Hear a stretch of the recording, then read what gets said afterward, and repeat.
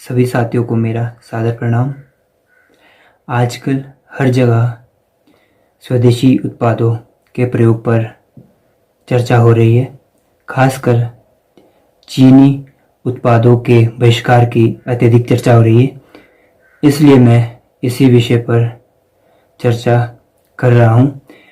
चीनी उत्पादों के बहिष्कार के अनेक कारण हैं, जिनमें बॉर्डर कन्फ्लिक्ट, दोनों देशों की सीमाओं पर बढ़ता तनाव, और दूसरा कारण है चाइनाज सपोर्ट टू पाकिस्तान।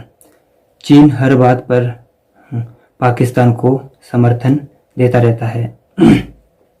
और तीसरा महत्वपूर्ण और प्रमुख कारण है जो डेफिसिट है, ट्रेड डेफिसिट, व्यापारिक असंतुलन, अर्थात दोनों देशों के बीच जो व्यापार होता है उसमें आयात और निर्यात जो है, इंपोर्ट और एक्सपोर्ट में जो असंतुलन होता है, अत्यधिक असंतुलन, वही व्यापारिक असंतुलन या ट्रेड डेफिसिट होता है।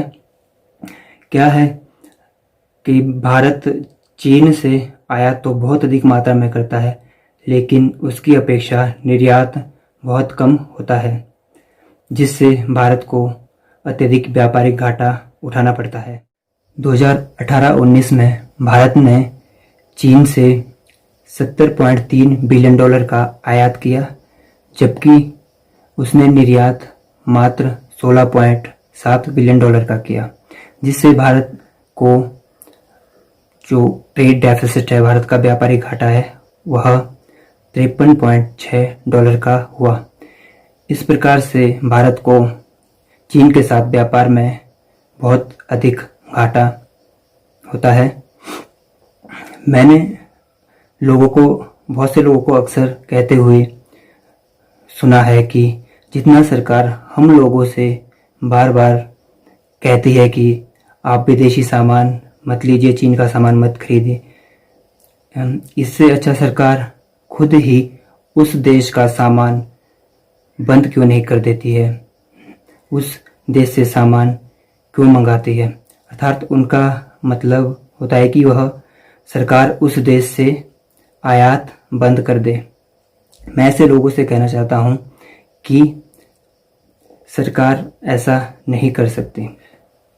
कोई भी देश किसी देश पर इस प्रकार का प्रतिबंध नहीं लगा सकता है। दो देशों के बीच कुछ व्यापारिक समझौते होते हैं, जिसका पालन दोनों देशों को करना होता है, और इन समझौते को कोई भी देश आसानी से समाप्त नहीं कर सकता है। इसके अतिरिक्त WTO के सदस्य देशों को WTO द्वारा व्यापार के लिए निर्धारित शर्तों और नियमों का पालन करना होता है, और भारत और चीन दोनों ही WTO के सदस्य देश हैं। इसलिए दोनों ही देशों को WTO के नियमों और शर्तों का पालन करना होता है। यही कारण है कि भारत चीन पर व्यापार के मामले में प्रतिबंध नहीं लगा सकता है, लेकिन देश के नागरिकों पर इस प्रकार की कोई भी बाध्यता नहीं होती है। वह किसी भी कंपनी के उत्पाद खरीदने के लिए स्वतंत्र होते हैं। कुछ लोग कहते हैं कि मैंने चीन का मोबाइल लिया हुआ है और अब मैं इसे डिस्ट्रॉय कर रहा हूँ, मतलब मैं इसे नष्ट कर रहा हूँ। हो सकता है वह तुरंत दूसरा मोबाइल या दूसरी वस्तु खरीदने में समर्थ हो, लेकिन सभी लोग समर्थ नहीं होते हैं। इसलिए मैं किसी से ये नहीं कहूँगा कि आपके पास जो चीनी मोबाइल या विदेशी कोई अन्य वस्तु है आप उसको डिस्ट्रॉय कर दे, बल्कि मैं ये कहूँगा कि जो भी आप विदेशी वस्तु या चीनी वस्तु उपयोग कर रहे हैं उसका उपयोग कीजिए, लेकिन जब वह आपके लिए उपयोगी ना रहे और आप कोई नई वस्तु खरीदने का विचार कर रहे हो तो आप स्वदेशी वस्तु को प्राथमिकता दे। हो सकता है आपको शुरू में अच्छे विकल्प ना मिले, आपको परेशानी का सामना करना पड़े, लेकिन जब विदेशी वस्तु का बहिष्कार होगा तभी विकल्प तैयार होंगे। मैंने भी कुछ चीज़ों का बहिष्कार किया है, मुझे भी परेशानियां हुई है, लेकिन मैं भी इन सब का विकल्प खोजने में लगा हुआ हूँ। चलिए अब बात करते हैं सॉफ्टवेयर की। चीन ने अनेकों मोबाइल ऐप्स का निर्माण किया है जो कि इस समय भारत में अत्यधिक प्रचलित है। चीन इन ऐप्स की मदद से अरबों रुपए कमाता है, जिससे वह सीमा पर तैनात अपने सैनिकों के लिए गोला बारूद खरीदता है। अर्थात हम चीनी चीज़ों का इस्तेमाल करके उसकी सैन्य ताकत को बढ़ा रहे हैं, उसकी अर्थव्यवस्था को मजबूत करने का कार्य कर रहे हैं। जबकि हमारा कर्तव्य क्या है? अपने देश की अर्थव्यवस्था को मजबूत करना। इसलिए अगर अपने देश की अर्थव्यवस्था को मजबूत करना चाहते हो तो स्वदेशी वस्तुओं का इस्तेमाल करें, स्वदेशी विकल्प ढूंढें।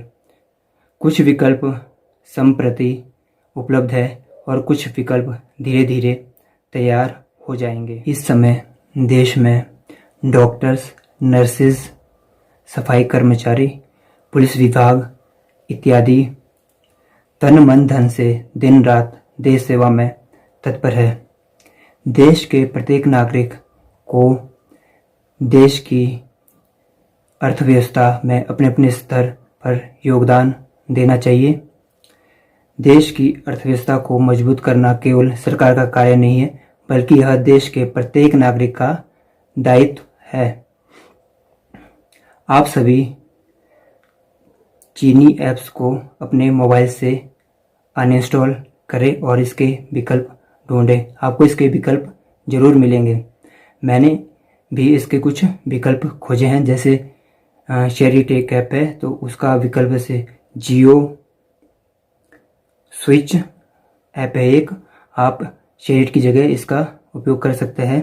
यह शेयरइट की तरह ही काम करता है और 5 मिलियन से अधिक लोग इसे अभी तक डाउनलोड कर चुके हैं। दूसरा ऐप है टिकटॉक, जो कि काफ़ी ज़्यादा प्रचलित है इस समय। तो टिकटॉक की जगह आप इंडी ऐप या मित्रों ऐप का प्रयोग कर सकते हैं।